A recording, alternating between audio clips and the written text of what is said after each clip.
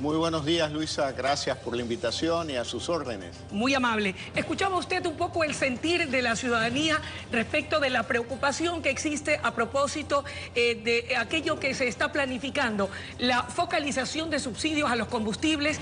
Por un lado, pues ellos les preocupa el tema de su economía, entre tanto que los expendedores de combustible sostienen que el precio debe ser fijado por Petroecuador y no por las autoridades del Ministerio de Hidrocarburos. ¿Qué opina usted? ¿Qué es lo que nos conviene? Bueno, yo creo que en primer lugar hay que decirlo claro. Esta situación que vive el país es consecuencia del despilfarro de los últimos 11 años de los gobiernos de Alianza País. Yo creo que el primero que debe de someterse a un ajuste es el propio gobierno para reducir el gasto excesivo en actividades que no son las fundamentales del Estado, actividades distintas a la educación, a la salud, a la seguridad, que son las actividades fundamentales a las que debe dedicar los recursos el gobierno. Por lo tanto, hoy el dilema es trasladarle el peso a los ciudadanos porque el gobierno no hace los ajustes que debe de hacer para reducir el gasto público. Guillermo, ¿cuáles, desde su punto de vista, deben ser esos ajustes que tiene que hacer el gobierno ecuatoriano para reducir el gasto público y tener mayor liquidez? Ellos dicen que lo están haciendo. ¿Lo que hacen no es suficiente? Entre el dicho y el hecho hay mucho trecho.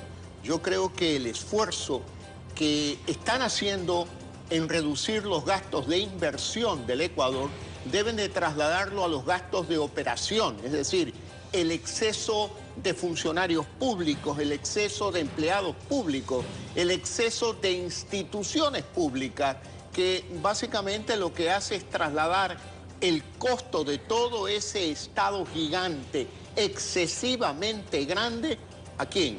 Al ciudadano de a pie. Y ahora el planteamiento de eliminación de subsidios, focalización de subsidios, digámoslo claro.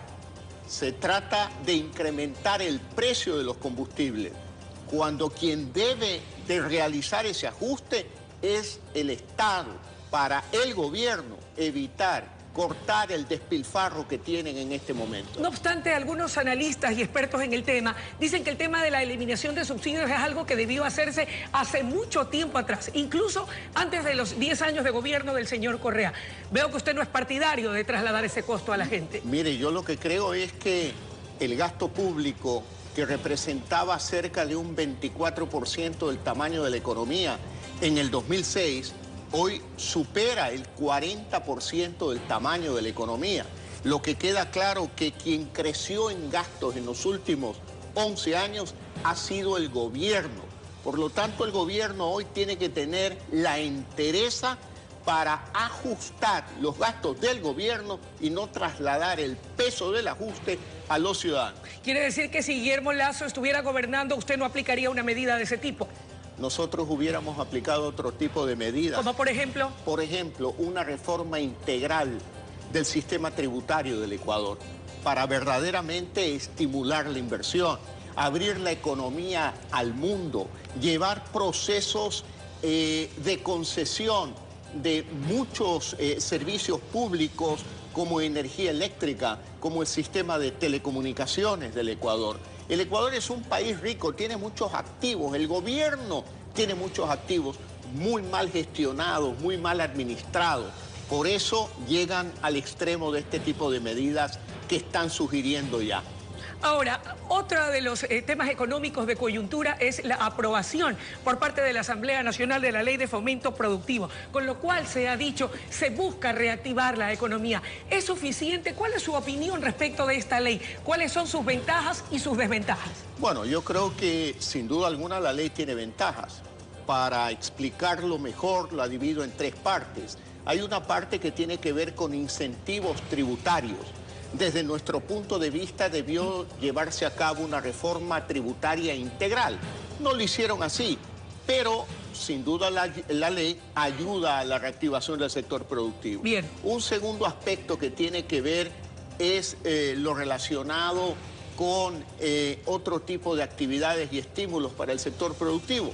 Pero hay una tercera parte que es en la que el bloque de Creo en Asamblea y el movimiento Creo han planteado es que no han sido claros y específicos de poner en una ley, de esculpir en piedra, reglas macrofiscales para que los gobiernos no gasten más allá de lo que deben de gastar. Al final del día, la deuda pública no es sino la suma de los déficits fiscales de los últimos años. Para evitar el crecimiento de la deuda, tenemos que controlar el gasto y decirle al gobierno, hay estos techos, estos límites a los que se debe de ajustar, como lo hace cualquier familia ecuatoriana. De no existir aquello, ¿se corren riesgos para la economía ecuatoriana?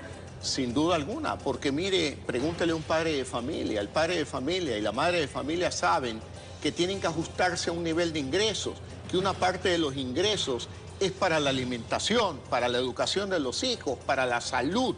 Pero tenemos un gobierno que es dueño de bancos, dueño de medios de comunicación, dueños de empresas deficitarias que pierden dinero. Entonces, esas no son actividades fundamentales de un gobierno.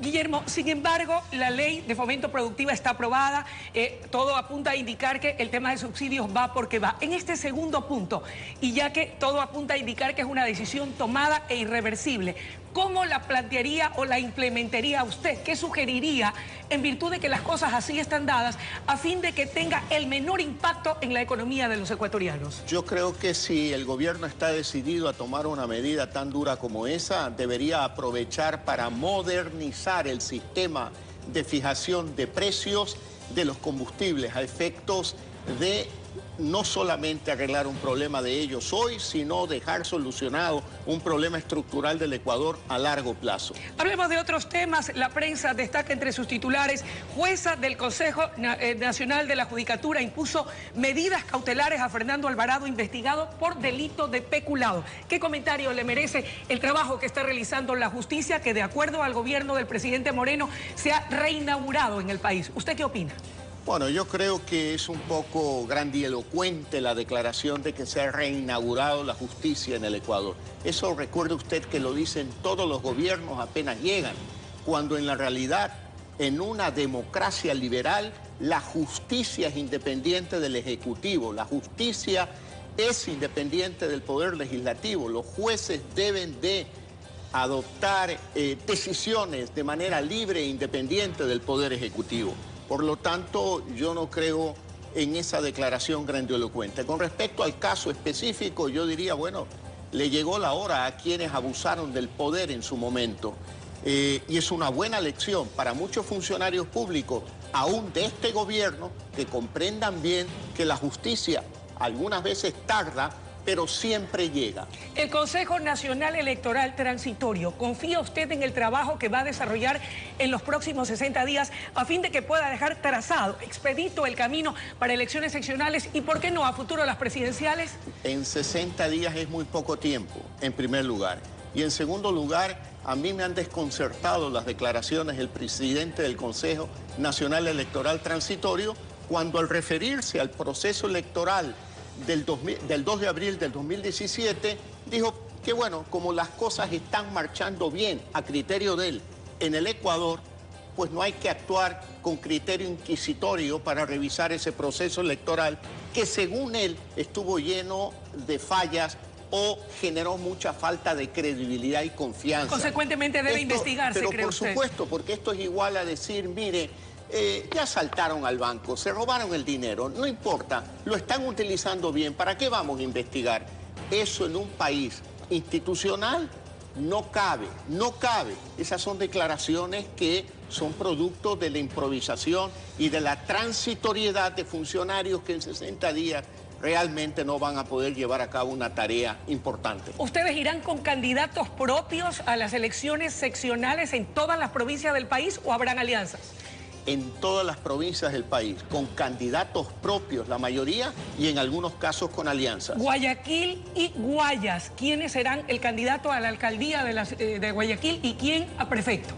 No le puedo anunciar los nombres, ¿Por qué? Sí le puedo decir que son militantes del movimiento Creo. ¿Y por qué no le doy los nombres? Porque hay un proceso de democracia interna en el movimiento Creo que todavía no ha concluido para escoger las personas, pero tenemos muy buenos nombres como Roberto Gómez Alcíbar, Héctor Yepes, Francisco Jiménez, como tenemos muchas otras personas más que están siendo consideradas por los organismos electorales internos del movimiento Creo. Seguramente los tendremos aquí para que haga esos importantes anuncios. Le agradezco muchísimo su presencia. Le agradezco a usted, Luisa. Muchas gracias por su entrevista. Gracias.